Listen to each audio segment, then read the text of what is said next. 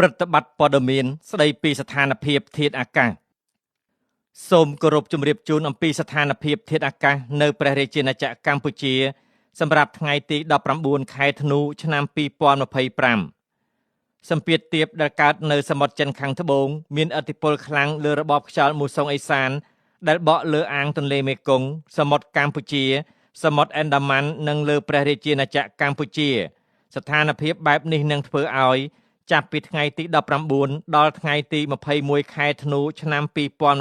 2025មួយតំបន់វាលទំនាប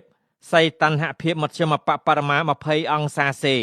និងសីតុណ្ហភាពមធ្យមបរិមា29អង្សាសេខ្យល់បក់មកពីទិសឦសាននិងទិសបូរមានល្បឿនមធ្យម4ម៉ែត្រក្នុង1វិនាទី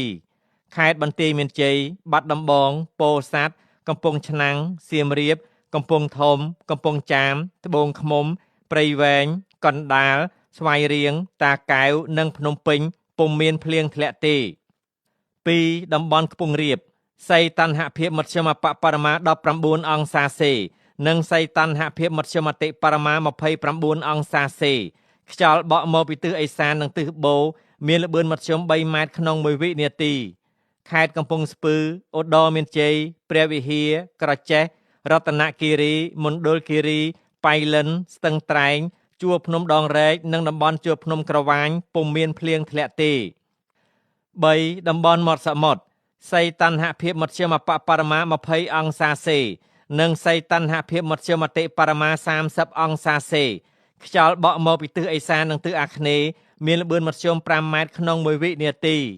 ខេត្តកោះកុងព្រះសីហនុកំពតកែបនិងជួរភ្នំបូកគោពុំមានភ្លៀងធ្លាក់ទេរលកសមុទ្រមានកម្ពស់មធ្យមបរិមា0.50 ម៉ែត្រនិងកម្ពស់មធ្យមបរិមា1ម៉ែត្រអាស្រ័យដោយបានជម្រាបជូនខាងលើសូមសាធារណជនទទួលជ្រាបជាព័ត៌មានការផ្សាយរបស់ក្រសួងធនធានទឹកនិងអូតូនិយមថ្ងៃទី19ខែធ្នូឆ្នាំ